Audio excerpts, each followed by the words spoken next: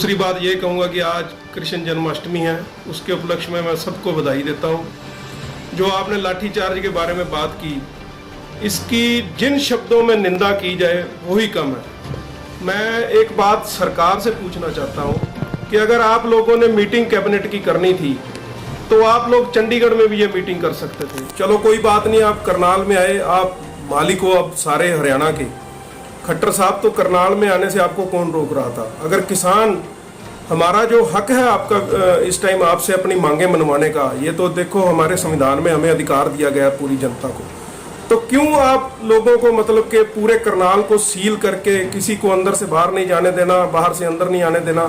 15 kilometre दूर वो अपना रोष मुजाहरा किसान बैठे हुए कर रहे थे बस्ताड़ा टोल पे, तो वहां से ऐसी क्या आपको परेशानी थी कि आपने इतनी बर्बरता का जो वहां पे परिणाम दिखाया कि किसानों के ऊपर, जो किसान बैठे हुए थे अपना शांतिमय प्रदर्शन कर रहे थे, तो उनके ऊपर पहले तो गोलियां चलवाने का काम किया, प्लास्टिक की जो गोली चलाते हैं, फिर उनके ऊपर इतनी बर्बरता से लाठी चलाई कि ऐसे तो कोई किसी गुनहगार को भी नहीं पीटता। तो ये बहुत बड़ी निंदनीय घटना है। तीसरी बात मैं ये कहना चाहूँगा आपके माध्यम से कि वो जो एसडीएम जो उस दिन ड्यूटी मजिस्ट्रेट की भूमिका वहाँ निभा रहा था, जो कह रहा था कि सर फोड़ दो, टांगे तोड़ दो, यहाँ से किसी को ऐसे नहीं जाने देना, लठ मारोगे कि नहीं मारोगे? मैं उससे भी ये बात पूछना चाहता हूँ, तेरे को ये अधिकार किसने दे दिया? किसी के ऊपर शांति प्रिय को प्रदर्शन कर रहा है वो, और बैठकर उसके ऊपर लाठियां चलाने का कौन से संविधान में ये लिखा हुआ है? वो दूसरी बात उसने ये बोली कि हम 2 दिन से सोए नहीं। तू तो 2 दिन से नहीं सोया, जो 9 महीने से वहां बैठे हैं बॉर्डरों के ऊपर, बड़े बड़े जमींदार भी बैठे हैं वहाँ, छोटे किसान मजदूर तो बैठे हैं वहाँ पे।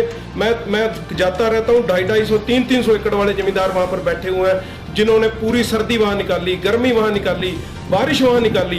वो क्या बात, उनको नींद आ रही है 9 महीने से? तू तो 2 दिन नहीं सोया, क्यों नहीं सोया तू 2 दिन?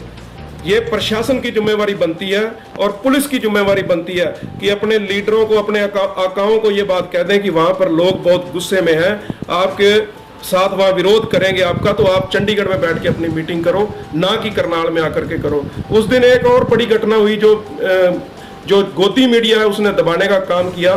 वहां पर 9 जाने उस दिन इस वजह से गई क्योंकि करनाल के अंदर बाहर कोई आ जा नहीं सकता था, मरीज थे जिनको उपचार की जरूरत थी, ना उनको मेडिकल बढ़िया एड मिलने के कारण उनकी 9 लोगों की मौत हो गई। उसका जिम्मेवार कौन होगा?